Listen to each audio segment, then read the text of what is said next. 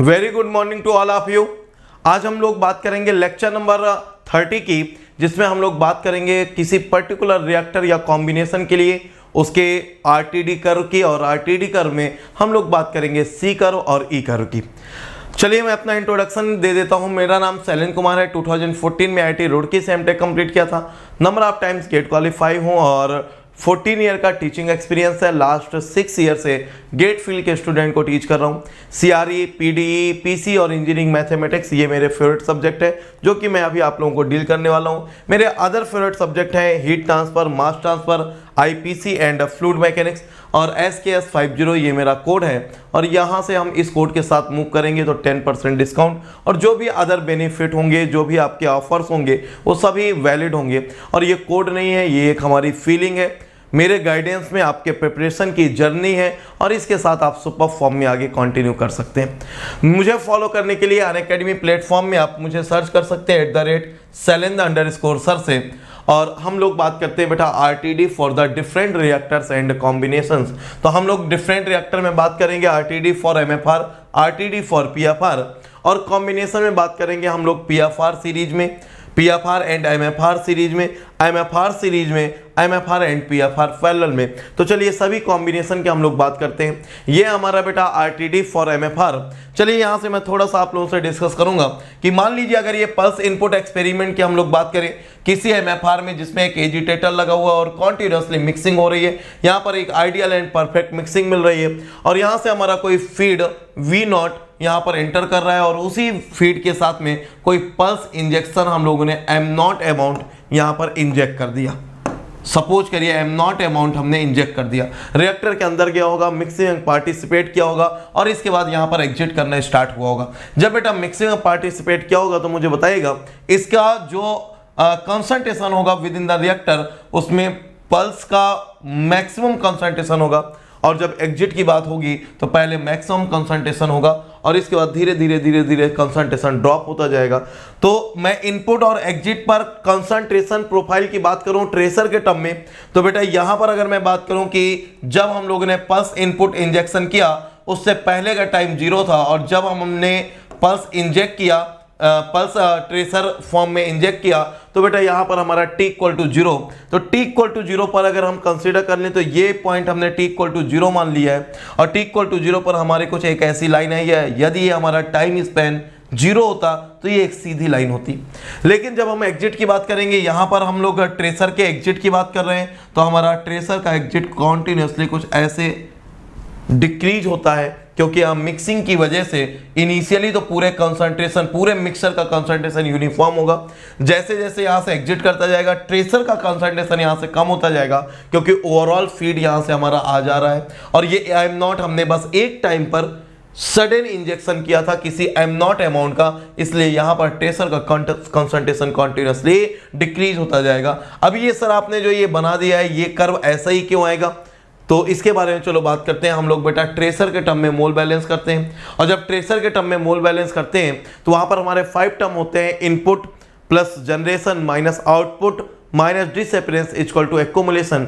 But यहाँ पर हम लोग जब डिस्कशन करना स्टार्ट करेंगे ट्रेसर के टर्म में, तो बेटा वहाँ पर ना ही डिसअपीयरेंस होगा और ना ही वहाँ पर जनरेशन होगा, क्योंकि दोनों रिएक्शन का पार्ट है, और ट्रेसर रिएक्शन में पार्टिसिपेट नहीं करेगा। मिक्सिंग में हमारा मिसिबल होगा कंप्लीटली, लेकिन हमारा पार्टिसिपेट नहीं करेगा रिएक्शन में। तो यहाँ से हम लोग बात करें मोल बैलेंस ओवर ट्रेसर की, तो बेटा एक होगा इनपुट V0 C0, एक होगा आउटपुट V0 CT, और एक होगा accumulation dCV/dt।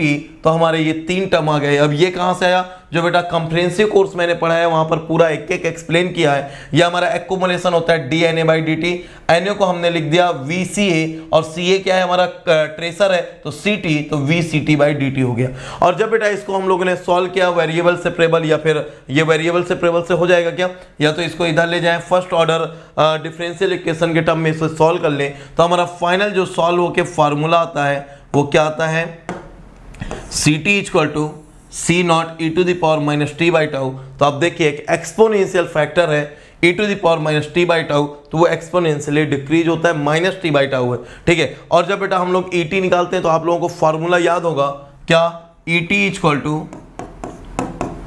CT/, integration 0 to infinity ct dt, और इस फार्मूले में हम लोग ये वैल्यू पुट करके सॉल्व करते हैं तो यहाँ से हमारा आ जाता है et equal to 1/τm e to the power minus t/τ, और एक ये फार्मूला हमारा आ जाता है et का। तो जब हम लोग इसके कर्व की बात करेंगे तो एक कर्व हमारा ct का बनेगा, एक कर्व हमारा et का बनेगा, और जो ct का कर्व बनेगा उसकी मैक्सिमम वैल्यू c0 होगी, और इसके बाद ये कॉन्टिन्यूसली ऐसे हमारा डिक्रीज करेगा।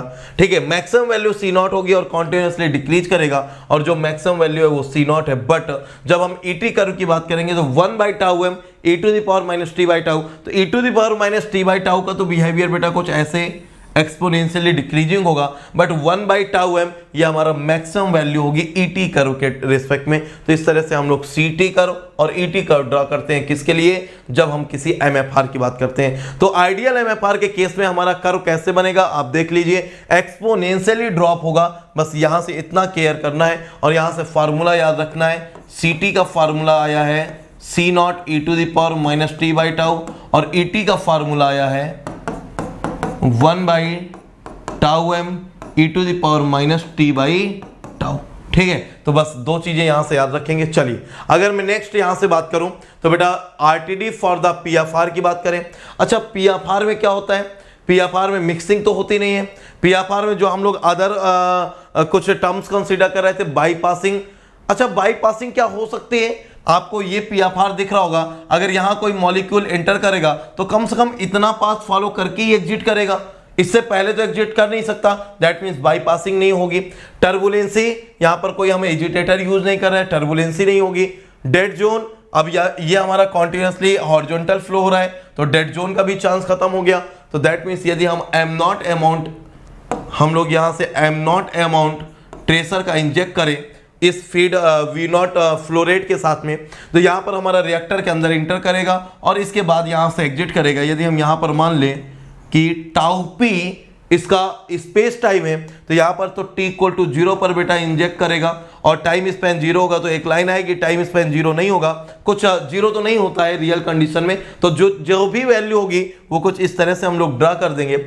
और जब यहाँ की बात करेंगे तो ये हमारा टाउ पी डिले के साथ हमारा एग्जिट करेगा। तो बस याद रखिएगा, एक पॉइंट यहाँ पर लिख लीजिएगा, PFR delays the process by tau P. बस टाउ पी टाइम से प्रोसेस को डिले करता है, बाकी कोई चेंजमेंट नहीं होता, सेम टू सेम होता है, जैसे इनपुट का वैसे हमारा एग्जिट का। ठीक है सर, यदि यहां पर हम 2 PFR लगा दें तो बेटा tau P plus tau P, तो मतलब जैसे इक्वल वॉल्यूम के होंगे तो 2 का टाउ पी हो जाएगा, और यदि डिफरेंट वॉल्यूम के होंगे तो ये टाउ P1 और वो टाउ P2 हो जाएगा, इन दोनों का सम कर देंगे तो ये हमारा जो पॉइंट आएगा tau P1 plus tau P2 हो जाएगा। तो इस तरह से जो PFR इन सीरीज वाला केस होगा वो भी हम लोग यहीं से कवर कर लेंगे। ठीक है, नेक्स्ट हम लोग बात करते हैं RTD कर्व की। अब RTD कर्व जो अभी हम लोगों ने बनाया सेम टू सेम वही होगा, t इक्वल टू 0 पर, फिर से मैं ड्रा कर देता हूं, t इक्वल टू 0 पर यदि हमारा प्योर आइडियल रिएक्टर है तो इस तरह से हमारा एक कर्व बनेगा, और यदि आइडियल नहीं है तो हमारा ऐसे एक कर्व बनेगा। और यहां पर हम बात करें बेटा, ये PFR की बात कर रहे हैं तो ये हमारा टाउ m यहां से हटा दीजिए, टाउ m की कोई बात नहीं होगी क्योंकि हम लोग PFR की बात कर रहे हैं। MFR में वो कॉन्टिन्यूसली डिक्रीज होता है, मैक्सिमम वैल्यू की बात होती है। ठीक है, तो अगर यहाँ से हम लोग बात करें बेटा किसकी, PFR की, तो यहाँ पर भी हमारा same to same E curve वैसे ही आएगा, और बस ये सेम टू सेम यहाँ पर टाउ पी का डिले हो जाएगा। और यदि मैं ये सी कर्व ड्रा कर रहा हूँ और एग्जिट के लिए तो ये टी इक्वल टू बेटा टाउ पी हो जाएगा, बस और कोई चेंज नहीं होगा। ठीक है, बस टाउ पी का डिले होता है, जैसा सी कर्व बनेगा वैसे ई कर्व बनेगा, ई कर्व इससे कुछ छोटा होगा, सी कर्व हमारा कुछ बड़ा होगा, बस ऐसा कुछ डिफरेंस आएगा। चलिए हम लोग नेक्स्ट बात करें RTD for MFR and PFR in series की। ठीक है, ये डायग्राम बनाने में बेटा बहुत टाइम लगता है और बहुत मेहनत भी लगती है। ठीक है, तो इसलिए मैं बोलता हूँ कि हमेशा ये फीलिंग इंपॉर्टेंट है और फील करते हुए सारी चीज़ें पढ़िएगा। ठीक है, यहाँ से अगर बेटा एक MFR की बात करूँ, एक PFR की बात करूँ, तो MFR V0 फ्लो रेट से यहाँ पर कॉन्टिन्यूसली इंटर कर रहा है, पल्स इनपुट हम लोगों ने एक सडन टाइम पर M0 अमाउंट ट्रेसर का हम लोगों ने इंजेक्ट किया और यहाँ पर MFR में गया। अच्छा बेटा MFR में जब पहुँचेगा तो इसका बिहेवियर जो होगा वो MFR की तरह होगा, और कुछ इस तरह से हमारा इसका बिहेवियर रहेगा। और जब पीएफआर में पहुंचेगा तो अब ये पीएफआर में जितना भी इसका बिहेवियर था वो बिहेवियर बस टाउ पी डिले हो जाएगा, बस टाउ पी डिले हो जाएगा। तो ओवरऑल यहाँ पर एग्जिट कैसा होगा, ये बेटा ओवरऑल एग्जिट पहले तो टाउ पी डिले हो जाएगा और टाउ पी डिले होने के बाद ये हमारा कुछ ऐसा एग्जिट आएगा और ये वाली वैल्यू कितनी होगी, टाउ पी होगी, कुछ इस टाइप से। समझ गए ना, ये मैक्सिमम वैल्यू होगी। अगर मैं इसी में ई कर्व की बात करूं तो ई कर्व में बेटा ये जो अभी सी कर्व में सी नॉट है, ई कर्व में 1/τm हो जाएगा। चलो यहां से अगर हम लोग देखें MFR and PFR in series था, अब ये वाला PFR and MFR in series है, तो क्या फर्क पड़ेगा बेटा, ये वाला बेटा टाउ पी को डिले करेगा, ये वाला कर्व हमारा टाउ पी को डिले करेगा और इसके बाद इसमें हमारा एमएफआर का बिहेवियर चालू हो जाएगा। तो ये हमारा टाउ पी को डिले करेगा और इसके बाद हमारा ये एमएफआर का बिहेवियर चालू हो जाएगा और ये कितना हो जाएगा बेटा, टाउ पी हो जाएगा। और ये सी कर्व है तो सी नॉट होगा, ई कर्व होगा तो 1/τm हो जाएगा। तो उम्मीद करता हूँ ये सारी चीजें आप बिल्कुल क्लियरली समझ पा रहे हैं। ठीक है, अगर मैं सी कर्व और ई कर्व की बात करूँ MFR and PFR in series की, तो सिंपल सा बेटा जब सी कर्व की बात होगी तो ये मैक्सिमम वैल्यू होगी और किसी एक पर्टिकुलर वैल्यू टाउ पी के बाद उसका एमएफआर का बिहेवियर स्टार्ट हो जाएगा। ठीक है, और अगर मैं ई कर्व की बात करूं तो ई कर्व भी कुछ ऐसे ही होगा, बट इसकी मैक्सिमम वैल्यू जो होगी वो टाउ एम होगी और इसके बाद फिर उसका बिहेवियर हमारा एक्सपोनेंशियली वैसे शिफ्ट हो जाएगा। तो हमारा दोनों कर्व सेम रहेंगे, बस इन दोनों की जो हाइट होगी, इन दोनों का जो पीक होगा वो वैल्यू बेटा डिफर करेगी। ठीक है, तो चलिए यहां से अगर मैं बात करूं आप लोगों से, चलिए अभी आपको डीपीपी का सोल्यूशन भी देना है जो 29 का है और जो डीपीपी 30 है, चलो उसको भी सॉल्व करेंगे। तो चलिए यहां से अगर मैं बात करूं बेटा तो 21 जुलाई को एक न्यू बैच स्टार्ट हुआ था और उसके पहले 7 जुलाई को एक बैच स्टार्ट हो चुका है। अब बहुत ही जल्दी अगस्त के आपके फर्स्ट वीक के बाद एक बैच और लॉन्च होने वाला है। तो जस्ट अगर आप ज्वाइन करने का प्लान कर रहे हैं तो आप SKS50 कोड के साथ कंटिन्यू कर सकते हैं और यहाँ पर आपको मेरा फुल गाइडेंस मिलेगा, फुल सपोर्ट मिलेगा और आपकी जर्नी मेरे गाइडेंस में आप बेस्ट फॉर्म में मूव करिए। कोड याद रखिएगा बेटा SKS50, SKS50। ठीक है, और यहां से अगर मैं बात करूं आपसे तो बेटा जो प्लस और आइकॉनिक की कॉस्ट है ये आपका 2 ईयर, या मैं बात करूं ये 2 ईयर 42,480, 18 मंथ के लिए 37,170, 12 मंथ के लिए 29,205, 6 मंथ के लिए 23,985 और 3 मंथ के लिए 13,275। आपको कोड यूज करना रहेगा SKS50। यहां से मैं आइकॉनिक की बात करूं तो आइकॉनिक में बेटा 2 ईयर के लिए 66,600, 18 मंथ के लिए 58,050 एंड 12 मंथ के लिए 45,225। बस थोड़ा सा आइकॉनिक कॉस्टली है क्योंकि यहां पर आइकॉनिक में फीचर्स एक्स्ट्रा हैं। ठीक है, और यहां से मैं आप लोगों से बेटा आगे डिस्कस करूं तो ये हमारा DPP 29 जिसके सोल्यूशन के बारे में हमें डिस्कस करना था। A person who is now 35 year old is planning for his retired life. He plans to invest an equal sum of 10,000 at the end of the every year for the next 25 year. बेटा 35 year के हो चुके हैं वो और next 25 year के लिए plan कर रहे हैं और प्लान कब कर रहे हैं, starting from the end of the next year, मतलब 35 कंप्लीट होने के बाद 36 से ये प्लान कर रहे हैं। तो 25 ईयर ये सबमिट करते हैं तो टोटल 60 ईयर इनकी एज हो जाएगी।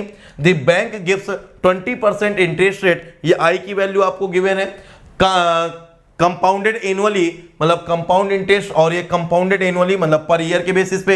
यही हमारा आई आर और आई इफेक्टिव तीनों हो जाएगा। फाइंड द मैच्योरिटी वैल्यू, आपको फ्यूचर अमाउंट निकालना है। आप his account when he is 60 year old, तो कितना 25 ईयर के लिए। तो बेटा ये एक फिक्स अमाउंट सबमिट कर रहे हैं ना, एक फिक्स अमाउंट सबमिट कर रहे हैं कितना 10,000 रुपीज। आई की वैल्यू 20%, 20/100, एन की वैल्यू 25 ईयर पुट कर देंगे बेटा। ए की वैल्यू 10,000, दिस आई की वैल्यू, ये एन की वैल्यू, और देन सॉल्व कर लेंगे तो हमारा ऑप्शन ए करेक्ट होगा। ठीक है, आप देख लीजिए और कोई डाउट हो तो आप कमेंट बॉक्स में मुझसे पूछ लीजिएगा।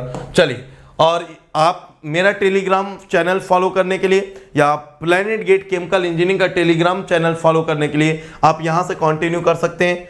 ठीक है, ये आपकी लिंक है और आप इसे प्रेस करके, है ना, आप इसे टाइप करके सर्च कर सकते हैं और यहाँ से मुझे और मेरी टीम को फॉलो कर सकते हैं। और ये बेटा आज का DPP है, DPP नंबर 30, और आप इसका स्क्रीनशॉट ले लीजिए और इसका आंसर आप कमेंट बॉक्स में करेंगे। उम्मीद करता हूँ कि हो गया होगा। चलिए, और ये आपके लिए खुशखबरी है, एंड गेम फॉर मैथमेटिक्स आपको दिख रहा होगा, और ये कुछ तो बड़ा है, बिग अनाउंसमेंट। और ये अनाउंसमेंट की डेट भी डिसाइड हो गई है, 31 जुलाई, ठीक है, 6 PM आप मिलेंगे मुझे सैटरडे को 6 PM, 31 July special for me. और उस दिन स्पेशल इसको और बनाएंगे और हम लोग स्टार्ट करेंगे एंड गेम। आपको दिख रहा होगा, लोगो भी दिख रहा होगा, एंड गेम में इतने लोग भी दिख रहे होंगे, तो कुछ तो गजब प्लानिंग चल रही है और रियल में मैथमेटिक्स का एंड गेम ही करना है। तो बेस्ट फॉर्म में आप हम फॉलो करिए और 31 जुलाई को इवनिंग में 6 PM आप मुझे मिलिए, कुछ तो गजब क्रिएट कर देंगे। तो ठीक है बेटा, ये डन रहा आपका और यहां पर आपसे पूरा डिटेल में डिस्कस करेंगे। तो अगर आप लोग थोड़ा सा भी आइडिया लगा पा रहे हो ये एंड गेम का मतलब क्या है, इसके 3 मीन है, ठीक है, और वो कौन कौन से 3 मीन है, अगर आप आइडिया लगा पा रहे हो तो कमेंट बॉक्स में जरूर कमेंट करिएगा। और ल्यूकवार्म सीरीज के लिए इसका रिस्पॉन्स इसको कमेंट करिएगा। डीपीपी के सोल्यूशन का डिस्कशन के लिए या आप अपना आंसर को कमेंट कर सकते हैं। और इसके अलावा अगर आपको डीपीपी जो प्रीवियस डीपीपी है उसमें अगर कोई प्रॉब्लम समझ में आती है देन आप मुझे कमेंट कर सकते हैं। तो आज का लेक्चर मैं यही एंड करता हूं। Thank you very much, love you all, take care and जय हिंद दोस्तों।